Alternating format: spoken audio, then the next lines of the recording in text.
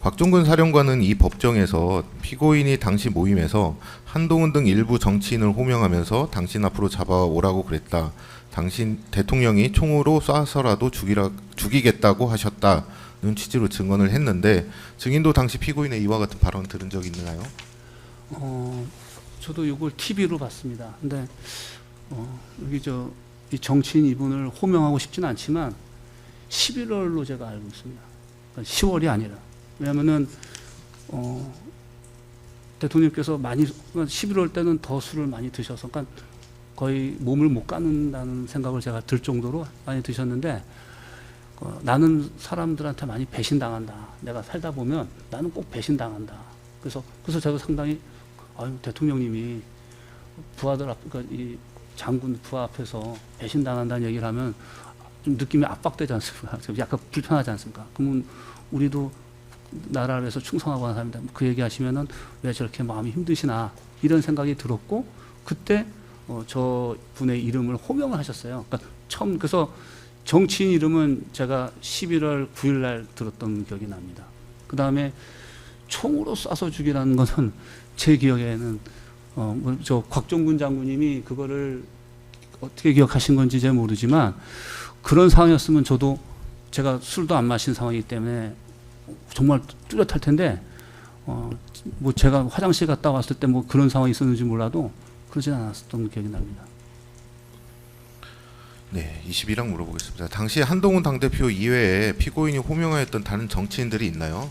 그 증인은 10월 1일은 아니라고 하시니까 그러면 11월 9일에 11월 달 예.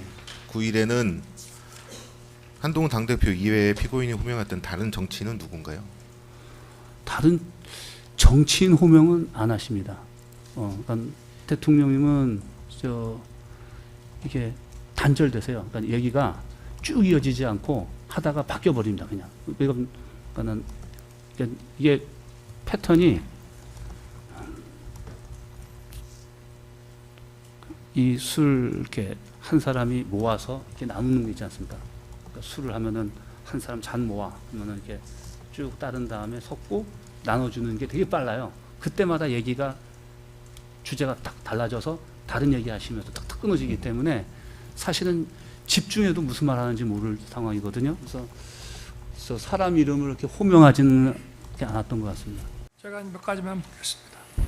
보통 나하고 술을 여러 번 먹었잖아요. 예. 많이 먹죠? 예. 그리고 보통 내가 한번 제조하고 돌아가면서 한 번씩 제조하죠. 그죠? 다 그렇게 했습니다. 네, 소맥 제조하고. 예. 그 국방부 장관 공간에서는 한 번씩 제조한 것 같아요? 한 두 번씩 제조한 것 같아요? 제가 보기에는 2번도 넘었습니다. 2번도 넘었어요? 예. 그러니까 술 많이 먹었네. 그죠? 저는 그래서 술 지나고 많이 드셨다고 저한테 얘기하시는데 저는 술 드셔도 네. 더군다나 그 자리가 말씀하신 대로 예. 군인이 통수권자 앞에 있는 그게 네. 보통 어려운 자라니까 웬만한 군인들 아무리 마셔도 그러니까 나도 그날 정신 기억나요. 멀쩡합니다. 저녁 먹고 집에 있는데 장관이 찾아와가지고 밑에 그 사령관들 와 있는데 가서 격려 좀 해주고 오시라 그래서 가서 나 여러분들하고 술 먹은 것만 기억이 나는데 하여튼 뭐라고 얘기를 하니 술 취한 사람이 답변하기는 좀 그렇고 네, 몇 가지만 묻겠습니다. 윤석열 대통령이 지난 4월 10일 총선 전후로 이른바 소폭 20잔을 가득 따라 마시며 계엄에 대해 자주 언급했다는 일본 언론의 보도가 나왔습니다.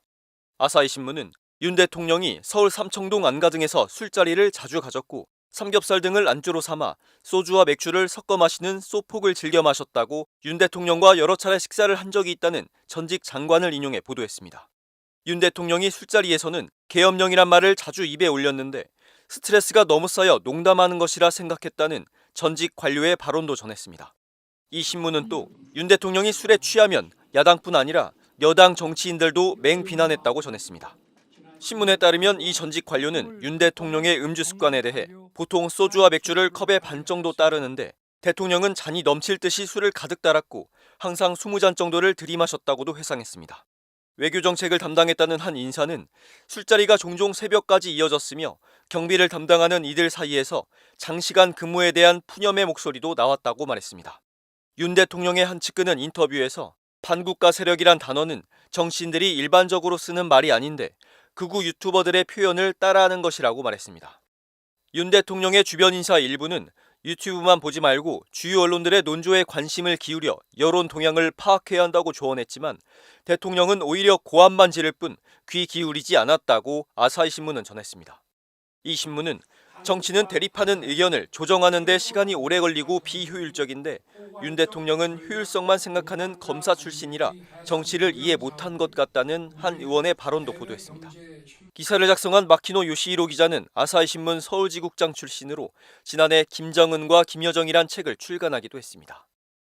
부산 엑스포 유치를 위해 파리를 방문했던 윤석열 대통령이 최종 발표 나흘 전 현지에서 재벌 총수들과 술자리를 가진 사실이 알려지면서 정치권 논란이 거세지고 있습니다.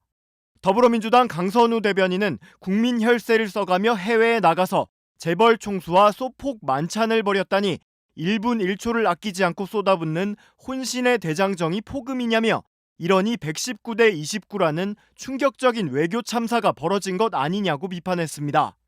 강 대변인은 침체에 빠진 경제 상황에서 재벌 총수들을 병풍으로 쓰는 것도 부족해 술상무로 썼냐며 수백억 혈세를 낭비하며 재벌 총수들을 해외까지 데리고 가 술자리를 벌인 것에 대해 당장 사죄하라고 촉구했습니다.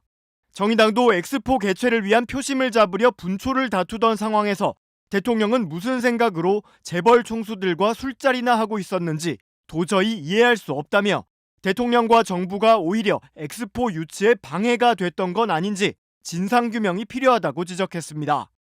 반면 국민의힘은 대통령 순방을 두고 무조건 폄하하기에만 여념이 없는 민주당의 비난이 참담하다며 발끈했습니다.